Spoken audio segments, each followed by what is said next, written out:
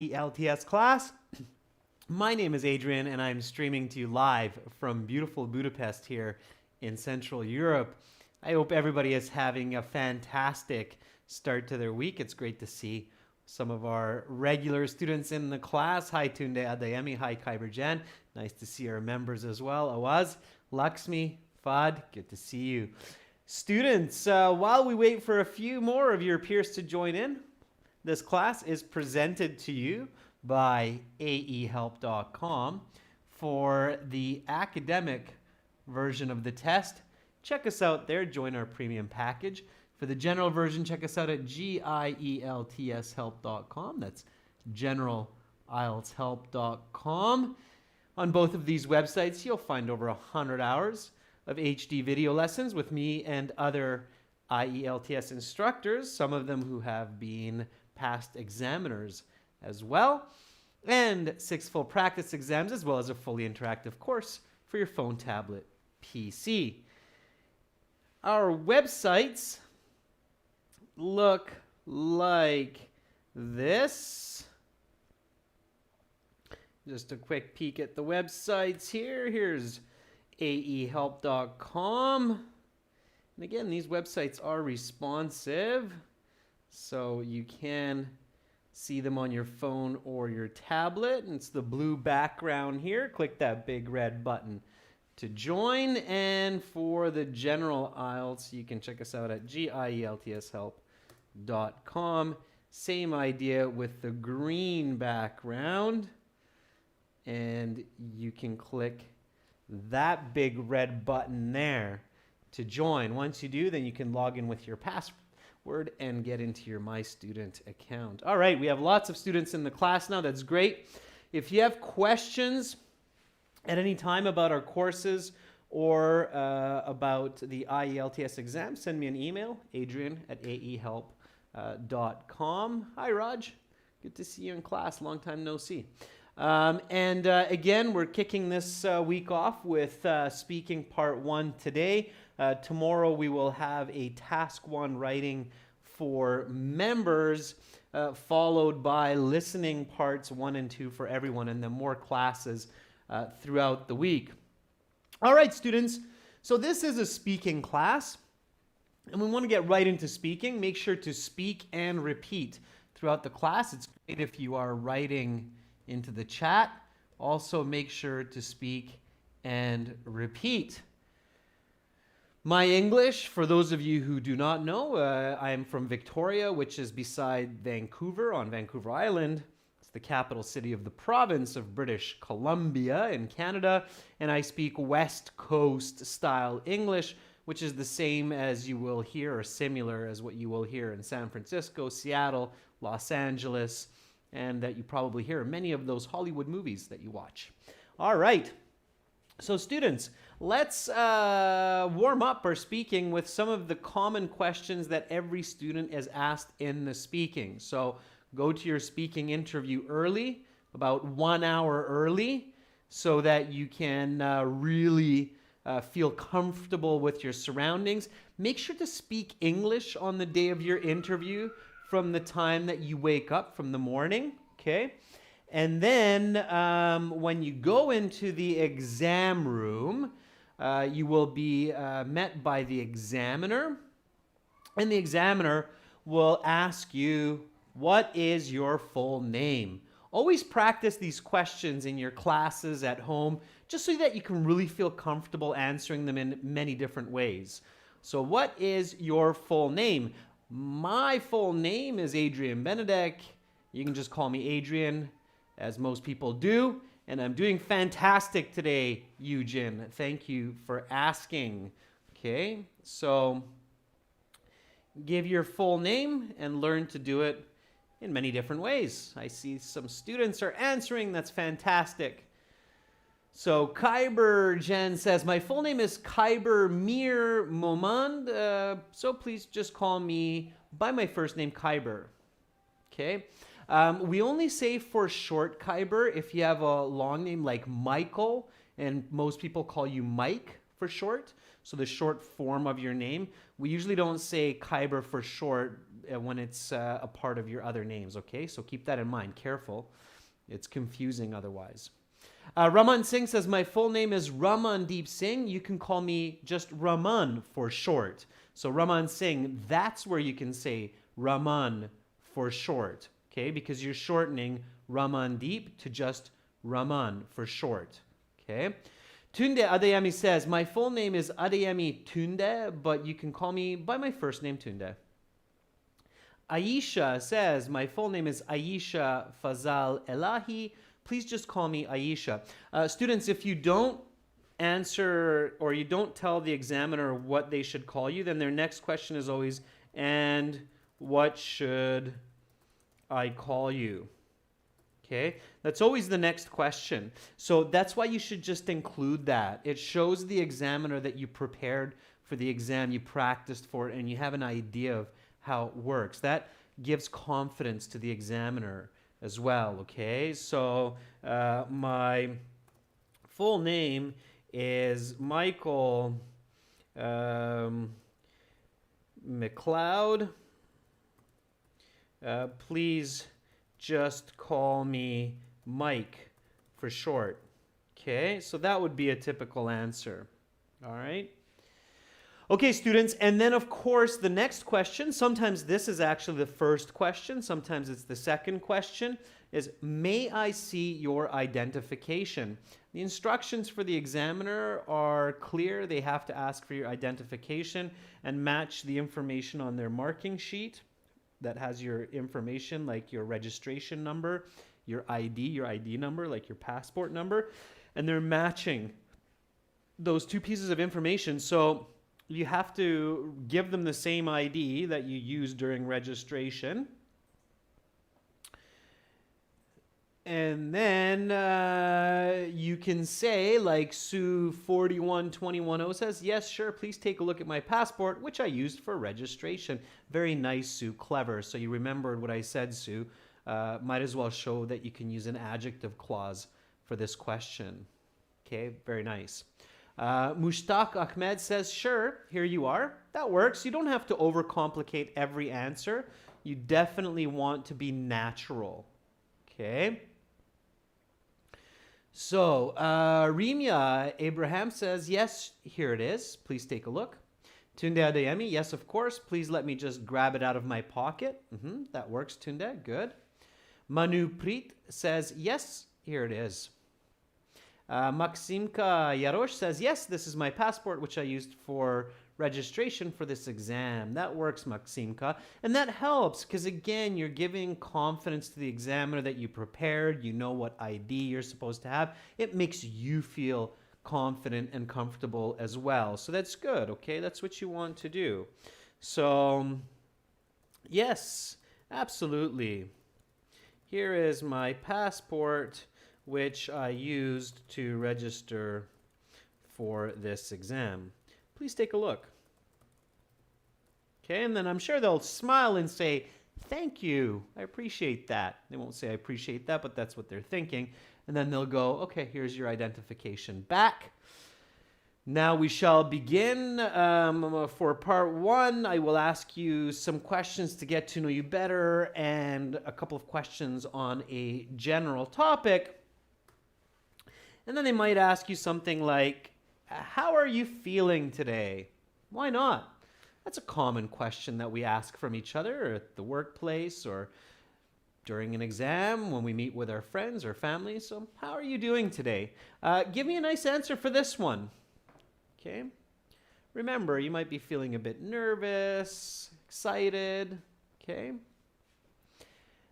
Maximka says, I feel a little confused because it's a big day for me. I don't think confused, Maximka, is the best choice. And students, we say, I feel a little. I know it sounds strange, but we use the article when we say a little shy, a little sad, a little something. Okay, so Maximka says, I feel a bit nervous because it's a big day for me. I really need to do well on this exam. Okay, Maximka, full sentence answers. Okay, I feel a little bit nervous because it's a big day for me. I really need to do well on this exam. All right, Body posture open, feel confident.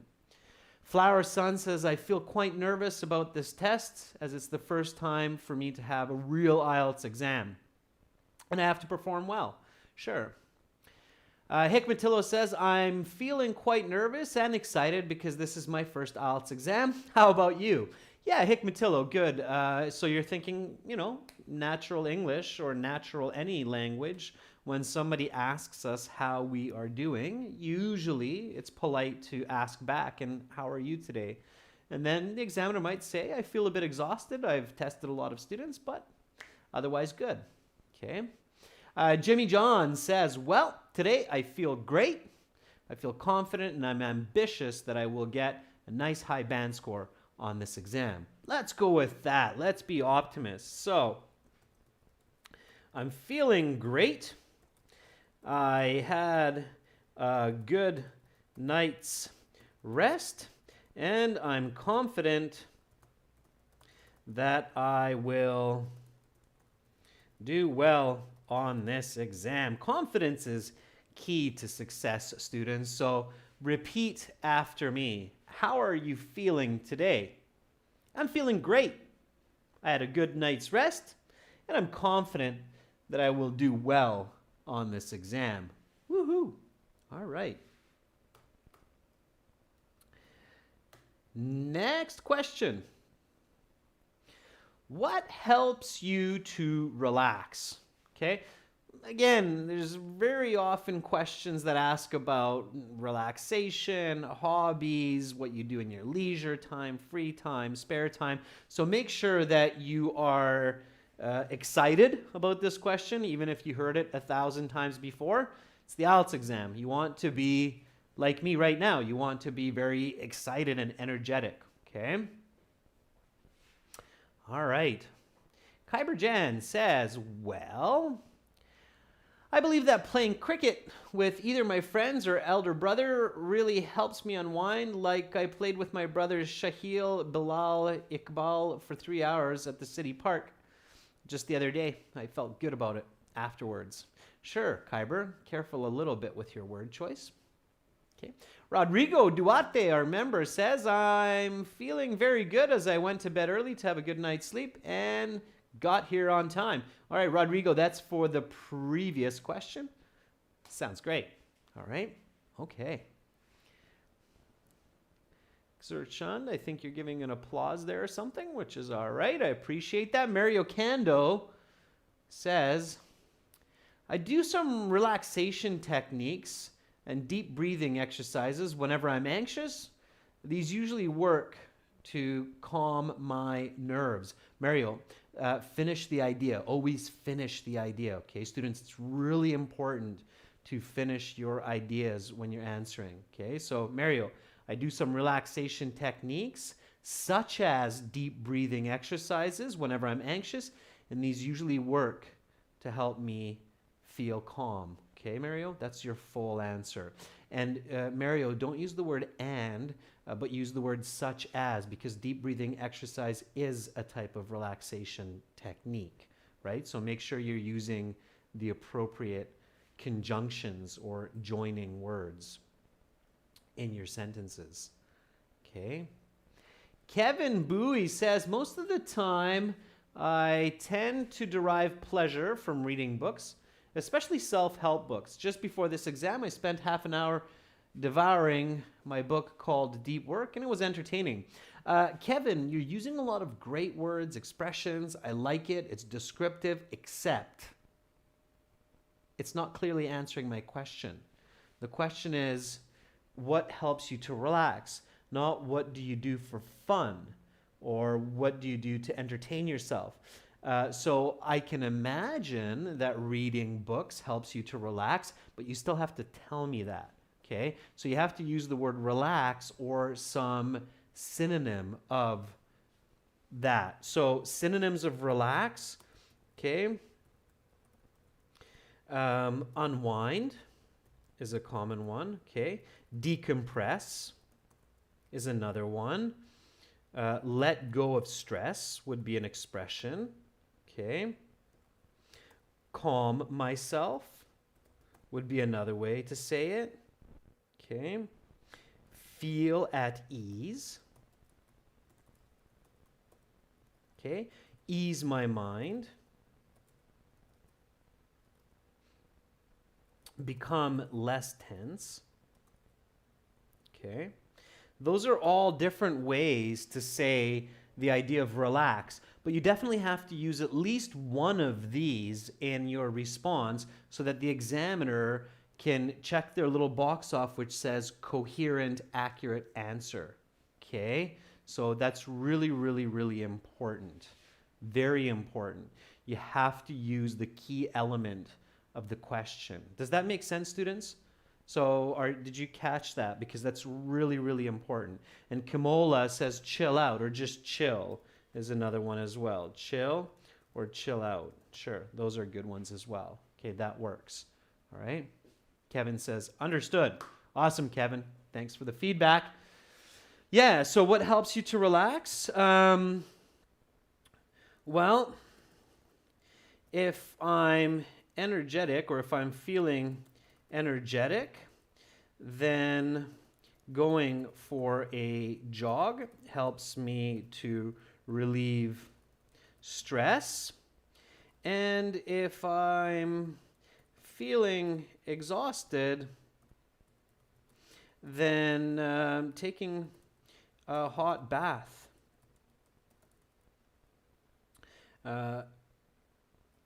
helps me to unwind,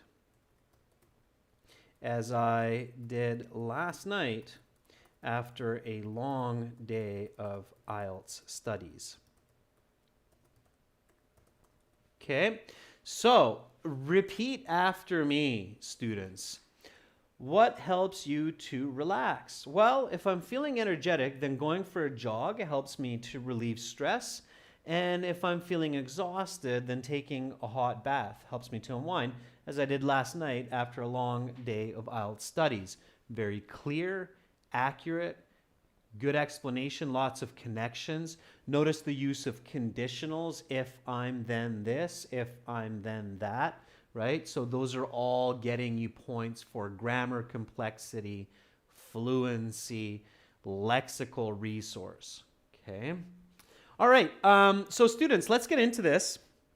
Now the examiner will say, okay, now let's talk about paper and computer, whatever that means. And then they're going to get into paper and computer. So what makes up your actual mark? So what are IELTS examiners marking for your overall speaking score? Okay, so if you search on the internet, you're going to find different kinds of information. But basically, the marking rubric, so the marking metrics for the examiners, are divided into 4 categories. One of them is called fluency and coherence. Okay. One of them is called grammar range and accuracy. Okay. Another one is called lexical resource. Okay. And the fourth one is called pronunciation. All right. So these are basically the 4 different specific groups that the examiners are listening for and marking, and that's what they're trained for. Okay. Lexical resource is vocabulary. It's just a fancy way to say vocabulary,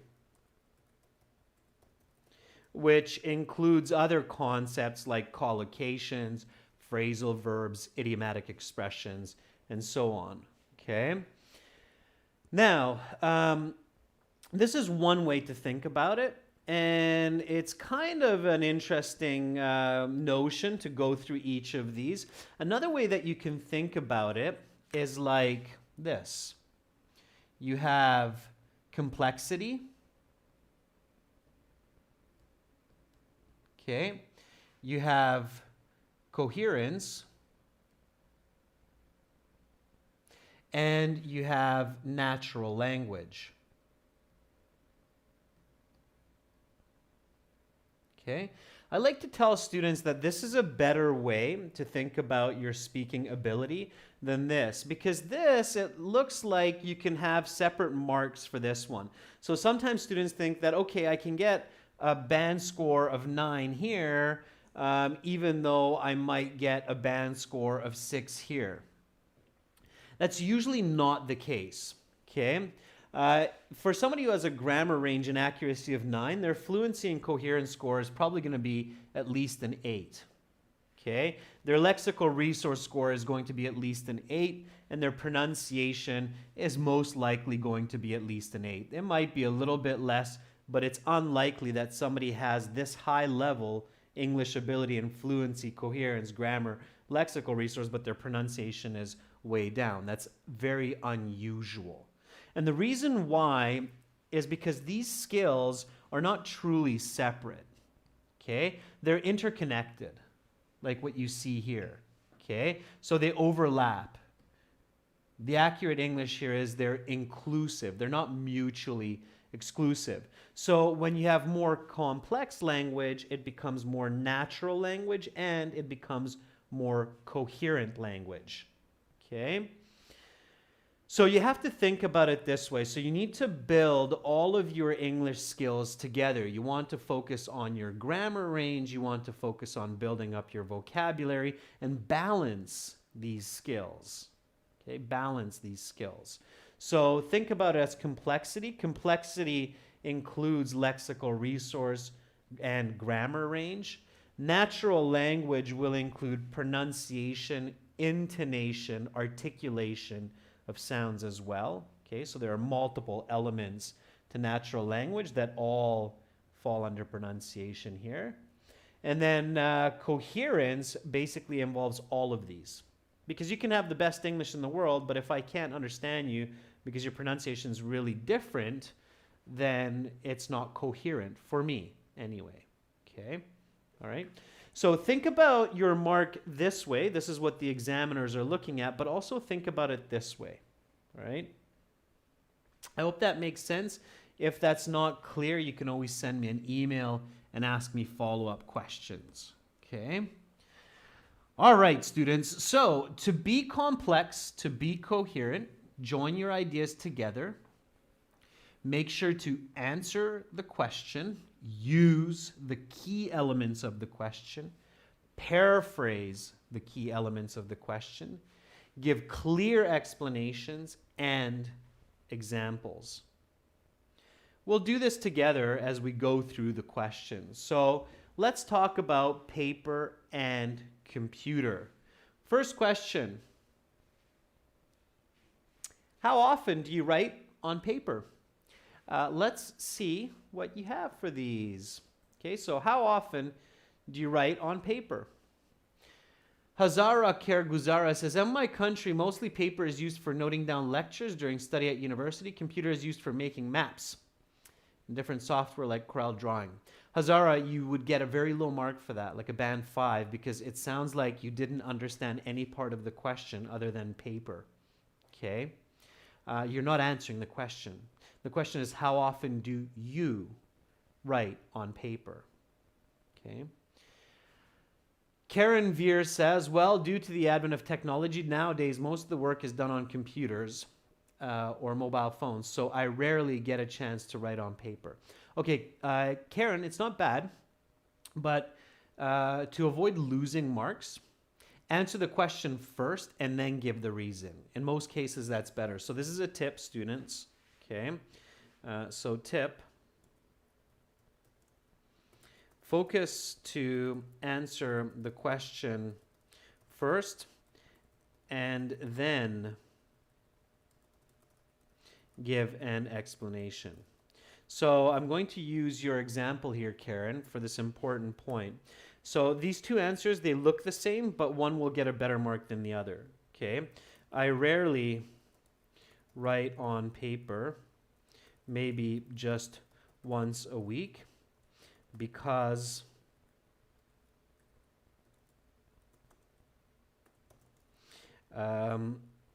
technology is readily available and I'm most often using the computer. Okay? Or, since the advent of technology, most writing is done on computers, so I rarely find myself writing on paper. Okay? So these two answers, they look very similar. Okay? The big difference, of course, is here I'm answering first. I rarely write on paper, maybe just once a week, and then I'm giving my reason because technology is readily available and I'm most often using the computer. All right. And then you have the inverse, right? The opposite. So since the advent of technology, most writing is done on computers. It's passive voice. It's a little bit awkward. So I rarely find myself writing on paper. Definitely the examiner will give the higher band score for this answer. It's more accurate. It's more direct to the question. Okay? And right away it's clear for the examiner's ears that you caught the question correctly and you're answering it correctly. Here, it's a little bit confusing. The examiner has to be patient and wait for this part for them to realize that, okay, they did catch that question correctly. It's just their answering style was a bit awkward. Okay? This is better communication. Both are good English. Both could be accepted as natural English, but this is better communication. Does that make sense, students? So focus on answers first, then explanations, then examples. Okay? Only very, very advanced students should play around with that a bit. For most students, I would highly, highly suggest going with answer, explain, example. You will get a better overall score. Is that clear? Is that clear for everyone? Okay. Meanwhile, Amira Sadek says, I regularly use pen and paper almost every day to write down my shopping lists as well as marking my students' homework as a teacher. Good, Amira. Very nice direct answer. Okay, and giving reasons for it as well. All right. Yeah, Hikmatillo says, that makes sense. Flower Sun says, all right. Okay, I'll give it a shot. Awaz Akhmedov says, well, as I'm both a student and a cashier at McDonald's, I quite often write on paper throughout my day, especially in university. Karen Veer, thank you. Karen says, yes, sir, that makes sense. Okay, Mario Kondo, yes, sir. Okay, yeah. So answer, explain, example. All right, good. Good, good, good. So notice, of course, another key point here is I used qualitative. Okay, this is another important point to pay attention to. So qualitative, right? And then quantitative. And again, this is the most accurate communication in interactions. When we start with the qualitative, like I rarely write on paper, okay, listeners thinking, what does rarely mean for you? Once a day, once a month, once a year. So what is rarely in your world? And then right away you give it, maybe just once a week. Okay, so qualitative followed by quantitative. Answer followed by explanation. That is your road to bumping your score by even one band score in a short time. Okay, it's really hard to improve your grammar accuracy and your lexical resource in a couple weeks. But if you practice, you can definitely improve your communicative style, your diction in a few weeks, okay? So pay attention to these points and practice them, all right? Next question. Let's move along. What is better? Here we are. What is better about writing on a computer? So what is better about writing on a computer? Give me a nice, full sentence answer Explanation, example for this one. Ksakwani Kwasimov says typing on a computer takes less time and effort. Also, computers are more reliable for keeping information safe for a long time. Writing on a computer is also good for correcting mistakes. Sakwani, very nice. In your answer, try to think about how you can say the same using some correlative conjunctions like not only but also, whether or, either or. Those would work really well with your answer. Okay. Marasa says, well, smart machines not only note important points quickly, but also add related pictures and graphs to the topic, as well as automatically correcting grammar and spelling mistakes. Okay. Now, this isn't asking about you, so you don't have to use me or my, although you can. But you can be general here as well, because you don't hear the word you. Okay? Pachu Yadav says, copy, paste, and delete features are definitely advantages of writing on a computer. Sure. Awaz Akhmedov says, the main benefits of writing on a computer are that it's faster compared to handwriting. I mean, if people want to send an email, they don't have to go a far distance. Okay, Awaz. A little bit confusing, I'll be honest with you, with the email example, but otherwise I get where you're going with it. Jimmy John says, well, while writing on a computer, there's a dictionary for correction because sometimes mistakes happen, especially when typing very fast. Vens8 says, I got 8.5 on IELTS, woohoo! Vens, that's awesome. 8.5 is an exceptionally good score. Congratulations. Good for you, Vens, and thank you for coming back to class and sharing that and making sure that others feel that, hey, if Vens can do it, I can do it too. Awesome, Vens. I wish you the best in your next steps, whether it's immigration, school, or both. All right, Rajveer Singh says, writing on a computer is not only beneficial for the environment, as it does not require paper, but also it is accurate as people can use it to build tools for grammar and other corrections. Rajveer, beautiful. Okay. So yeah, you could absolutely say that. So using a computer for writing is not only environmentally friendly, as it doesn't require cutting down trees to make paper, but it's arguably much faster and more accurate than writing by hand, as there are tools such as grammar and spell check at the author's disposal. All right. So, repeat after me. What is better about writing on a computer? Now, again, of course, students, I'm pushing you for that Band 9 level response, just so you see that, oh, okay, that's a Band 9. That's what a Band 9 communicative style is.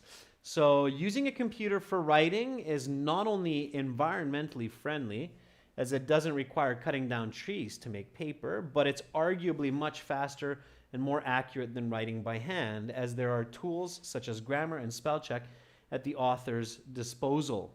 Whew, okay. Lots of lexical resource, huge grammar range, very clear explanation and answer. That's what you need to do, okay? That's your Band 9, all right? Remember, students, Band 9 is not a native English speaker. It's what's called an expert user of the English language. Okay? All right. So, Arjun says, sir, is Cambly a good application to improve speaking? Yeah, absolutely, Arjun. Yeah. Okay. All right.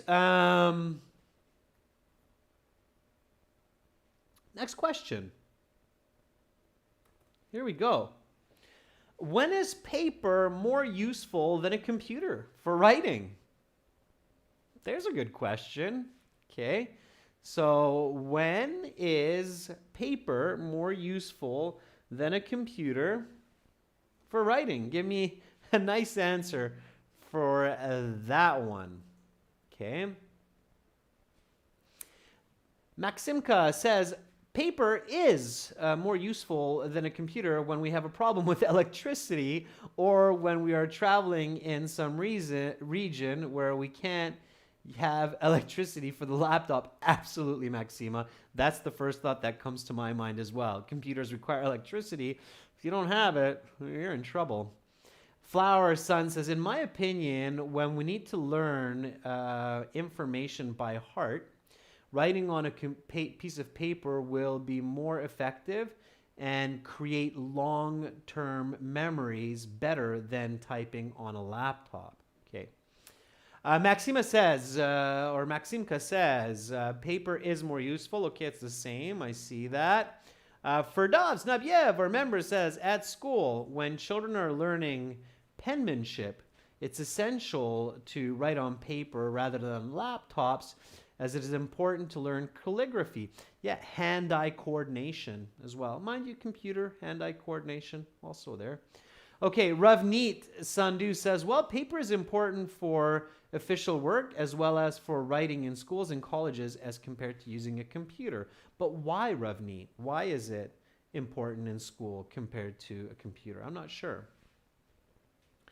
Elujoba Adebola says, hi, Adrian. I'm one of your online students from Nigeria. I humbly wish to appreciate you. I did my speaking test on the 11th of February. It was awesome. My part 2 was to talk about a special achievement.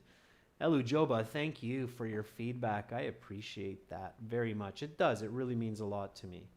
The reason why I do this, students, is truly because I hope that you all become successful in school and life. That's the driving force. Otherwise, my life is grand. So to hear your success stories really puts a sunshine in my day. So thank you. Okay. All right. Miranda says, when you have to take notes for something not that important, such as a shopping list, writing on paper is more convenient in these circumstances. Yeah, absolutely, Miranda. When the information needs to be present and obvious, right? Such as a shopping list or important activities in the calendar, it's often better to use pen and paper, right? So let's write up an answer for this. There are two clear situations which come to mind where having a carbon copy is better than going digital. The first is, of course, in the absence of electricity. The second is when the information should be present, such as activities in a calendar or a shopping list. The other day, I totally forgot to meet with one of my friends because our schedule was virtual and I didn't have my computer on. All right. So long answer, but clear. It's okay to give long answers, students, as long as it is all on the right topic. Now, of course, within reason. So don't just keep talking and talking and talking until the examiner stops you. I've heard there are some teachers or some websites that say this, like keep talking until the examiner stops you. Please don't do that, okay? You will lose marks, especially because students will just become incoherent after a while. So don't just keep talking and talking. Make sure you stay on topic, okay? This is about as long as you want to give an answer maximum, okay? So when is paper more useful than a computer for writing? Here we go. There are two clear situations which come to mind where having a carbon copy is better than going digital. The first is, of course, in the absence of electricity. The second is when the information should be present, such as activities in a calendar or a shopping list. The other day, I totally forgot to meet with one of my friends because our schedule was virtual and I didn't have my computer on. Okay, all right. So, again, if you give a long answer like this, you need to be fluent. If you find yourself really getting stuck, focus on shorter, more accurate answers. Okay. All right. So, again, a tip here, important tip. Okay. Do not just keep talking until the examiner stops you. This is a really bad idea. Okay, I'm not sure who started saying that as a suggestion, but it's just a bad rumor. Okay. Next question, students. Do you like to read from paper or from the computer? Why? Give me a nice full sentence answer for this. Do you like to read from paper or from the computer? Why? Flower Sun says, well, I like reading from paper books, not only because it's good for my eyesight, but also I like the smell and the sound of paper whenever I turn the page. Yeah, you like the tactile feel. It's called the tactile feel. Tactile. T-A-C-T-I-L-E. Tactile. Okay. Nice, Flower Sun. Tito is asking, how can I be a member of the channel? Tito, you should see a join button beside the subscribe button on the channel page. If you don't see it, you probably need to use a VPN. It might not be available in your region. Okay. Rodrigo Duarte says, I prefer to read from the computer because I can bring loads of text recorded on memory without having to handle papers that get lost easily and feel super heavy in my backpack. Yeah. Marasa says, that's a very interesting question. For me, I like to read more from the computer because not only can I store more than 50 gigabytes of material on my laptop and take it anywhere, but also I can find easily the meanings of words as there is a built-in dictionary. Yeah, Marasa, absolutely. I agree, 100%. Nabiev, for Dobbs. I prefer to read from paper, such as newspapers or books, because there are many reasons. Like I can read whenever I want, and it doesn't hurt my eyes the same like a computer. Yeah, that's why a lot of people now use e-readers, right? It's not backlit. Karen Veer says, definitely I prefer reading directly from paperback books as it's more convenient to flip the pages, which become quite irritating on ebooks. Okay, Karen. Sure. All right. Rodrigo Duarte says, twice a month I travel by plane and I use my laptop to read during the round trip. I got used to it, so I prefer it more than paper. All right. Let's see. Izmir Zamaan Diin says, this is a debatable topic and it depends on individual preference. Some like to use computers, tabs, mobile phones to do their reading, but some prefer to use paper. But Izmir, I can't give you a good mark for that because you're not telling me what I want to know. Do you like to read from paper or from the computer? Why? Okay, I don't want to know that people, of course, I know that, 8 billion people. The examiner knows that some people prefer paper, some people prefer computers.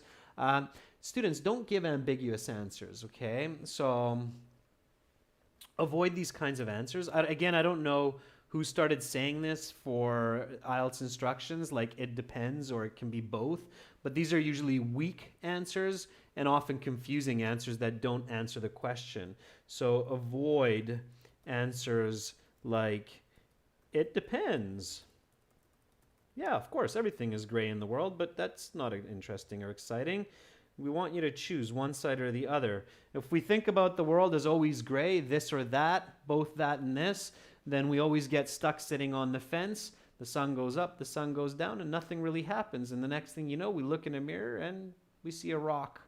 Okay, so be decisive, choose one side, indicate reasons, you'll get much better scores. Okay, so avoid answers like it depends or both or well, this or that. Okay, so avoid these kinds of ambiguous answers. Instead, say answers like I truly like to read from paperback books as I love the feel and smell of paper while I'm turning pages. Also, I feel proud to see my accomplishment as I read more and more pages of a thick book. This is simply not possible with computers or e-readers. Okay. Yeah, I think a lot of people love to see that, oh, look at this big thick book and I'm on the last few pages, or look at this bookshelf in my house, I've read all of these books. You can't really do that with an e-reader. With an e-reader, it's like, look at all the books I've read. It's all in here, all in this little e-reader. Look, I've read like hundreds. See them all? And they're like, yeah, that's, I can see those gigabytes. So not quite the same as when you go into somebody's home and you see all these books that have been read and they're like, look at all the books I've read. All right, so again, repeat after me. Do you like to read from paper or from the computer? Avoid answers like it depends or both, or some people like this, some people like that. It's about you. I truly like to read from paperback books as I love the feel and smell of paper while I'm turning pages. Also, I feel proud to see my accomplishment as I read more and more pages of a thick book. This is simply not possible with computers or e-readers. All right, students, a fantastic job today. Fantastic job. Here are a couple more questions for you to try at home. If you had to write a book, would you choose to do it on paper or with a computer? Why? Have the way people write changed because of the computer? In what ways or in what way? That I will leave for you for homework. You can answer those two questions, record it on your phone, and then send it to me by email. I will gladly tell you your speaking score estimate. Again, my email address is adrian@aehelp.com. Students, check us out on our websites for lots of great materials from professionals, psychologists, education experts. aehelp.com for academic IELTS success. And for general IELTS success, check us out at gieltshelp.com. This is what the general IELTS website looks like this with the green background. Okay, click that big red button to join. And for the academic blue background, aehelp.com, click that big red button to join. You're very welcome, Hikmatillo. You're very welcome, Mohammed. Preeti, I love that you came into the class. Fantastic. Have an awesome rest of your day, everyone. Tomorrow, task 1 for members, followed by listening, parts 1 and 2 for everybody. Okay, Medina, you're very, very welcome. Much love from Budapest. Bye for now.